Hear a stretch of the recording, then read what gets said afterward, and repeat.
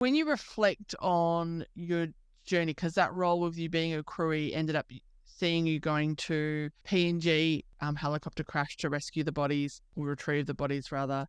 You ended up going to Pakistan when they had the earthquakes there to help them out for humanitarian relief. You ended up in Afghanistan as well. When you reflect on that side, because that was the majority of your career, I mean, you talk about how rewarding it was, but then there's also that flip side of the coin of the trauma that was coming through, the hypervigilance, what you had been seeing, your injuries. You were in a helicopter crash, so your injuries in regards to that as well. When you look back on your career, what's your take on it? I got exposed to I had many different experiences, is probably the best way to say that, from infantry to aviation. And either lucky or unlucky, depends on which way you look at it, to be in the Army at the busiest period the Australian Army's ever had in terms of deployments and the different types of deployments. So it was all these different experiences that came together, like I said earlier on, that sort of filled that cup. But each experience in itself was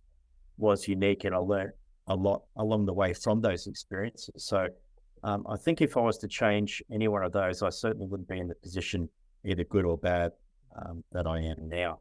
So I'm fortunate in a way that I had all those different deployments, but I think it might have helped if I'd understood that you don't have to be so hard on yourself, that these things can happen to you, and it can be okay not to be okay as you go along. If that makes sense.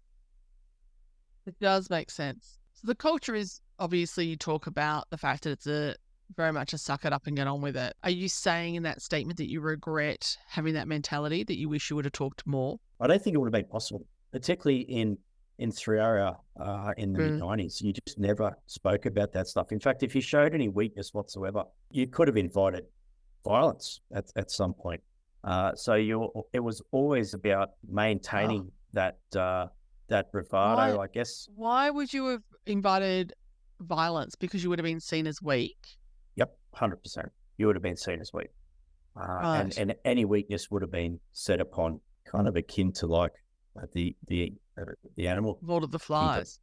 Yeah, if you're in this all male environment of 300 or 400 young testosterone fueled men that jump out of planes, if you're not seen as fitting in with the team or being up there, then you are someone that needs to be cut away or punished. So you would always try and keep ahead of that, or not invite that sort of punishment or discipline to be thrown your way. So I don't think I would have ever spoken about it there. And I certainly remember the things that happened in around East Timor, like you were talking about with finding those bodies in the well, as well as a whole bunch of other awful things that I went through in the interfet phase of my book, The Internet Standing for International Forces East Timor, where we deployed in 1999 to East Timor. I found that very confronting.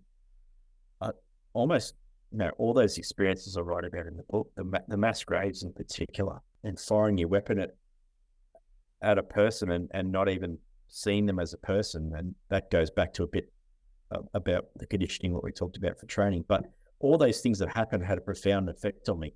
However, at no stage would I have spoken to anyone in that unit, not even your mates, about it, because if that got out that you had these thoughts or feelings or second guesses, it would be perceived as a weakness.